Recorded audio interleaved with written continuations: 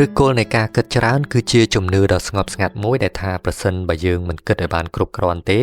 យើងមិនអាចគ្រប់គ្រងជីវិតនេះបានទេចិត្តមានអារម្មណ៍មិនស្រណុកជាមួយនឹងភាពមិនប្រកបវិជ្ជាហើយការគិតច្រើនក្លាយជាមធ្យោបាយមួយក្នុងការព្យាយាមគ្រប់គ្រងអ្វីដែលយើងមិនដឹង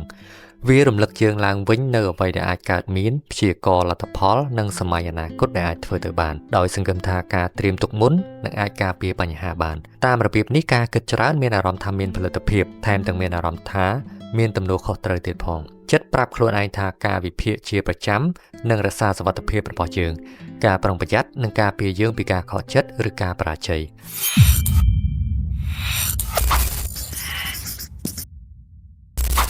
អារម្មណ៍នៃការគ្រប់គ្រងនេះគឺជាការបំភាន់មួយជីវិតមិនមែនជាការទស្សន៍ទាយនោះទេតាមពិតទៅការគិតច្រើនជារឿយៗបង្កើនការភ័យខ្លាចកាន់តែច្រើនកាលណាយើងកាន់តែសម័យពីអ្វីមួយដែលមិនល្អវាធ្វើឲ្យយើងមានអារម្មណ៍ហាក់ដូចវាជាការពិតហើយយើងនឹងមានការថប់បារម្ភជំនួសឲ្យការបង្កើតសុវត្ថិភាពការគិតច្រើនបែរជាបង្កើតភាពតានតឹងទៅវិញចិត្តព្យាយាមក្តោបក្តាប់កាន់តែខ្លាំងឡើងនៅអ្វីដែលមិនមានលទ្ធភាពក្នុងការគ្រប់គ្រង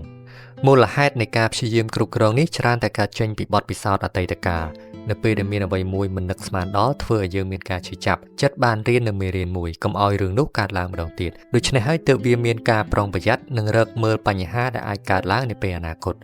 ប៉ុន្តែនៅពេលដែលយើងព្យាយាមត្រួតពិនិត្យនេះវាជាការដោះដូរជាមួយនឹងសន្តិភាពព្រោះចិត្តបានលោតទៅក្នុងអនាគតដែលយើងបាននឹងកំពុងខកខាននៅអ្វីដែលកំពុងកើតឡើងក្នុងពេលបច្ចុប្បន្ន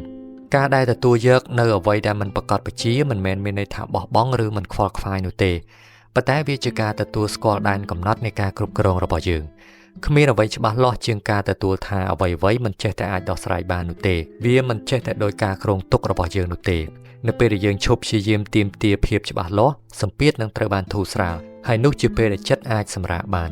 ការដោះលែងមិនមែនជាការសម្រេចចិត្តតែម្ដងនោះទេប៉ុន្តែវាជាការអនុវត្តម្ដងហើយម្ដងទៀតរាល់ពេលដែលយើងកត់សម្គាល់ឃើញថាខ្លួនឯងកំពុងព្យាយាមបង្ខំចម្លើយពីការគិតយើងអាចសាកល្បងរំលឹកខ្លួនឯងបន្តិចម្ដងការគិតច្រើនពេកមិនអាចដោះស្រាយបញ្ហាបាននោះទេបញ្ហាត្រូវបានដោះស្រាយនៅពេលដែលយើងបន្ធូរការគិតដែលធ្វើឲ្យចិត្តមានភាពច្បាស់លាស់ហើយការសម្រេចចិត្តមានភាពច្រឡះស្រឡះជាងមុននិងសាមញ្ញជាងមុនយើងនឹងចាប់ផ្ដើមឃើញថាសន្តិភាពមិនត្រូវបានរកឃើញនៅក្នុងការធ្វើផែនការដ៏ល្អឥតខ្ចោះនោះទេប៉ុន្តែវាស្ថិតនៅក្នុងការទទួលយកជីវិតកាន់តែស្រាលជាងមុននៅពេលដែលយើងឈប់ព្យាយាមគិតរកភាពឥតខ្ចោះ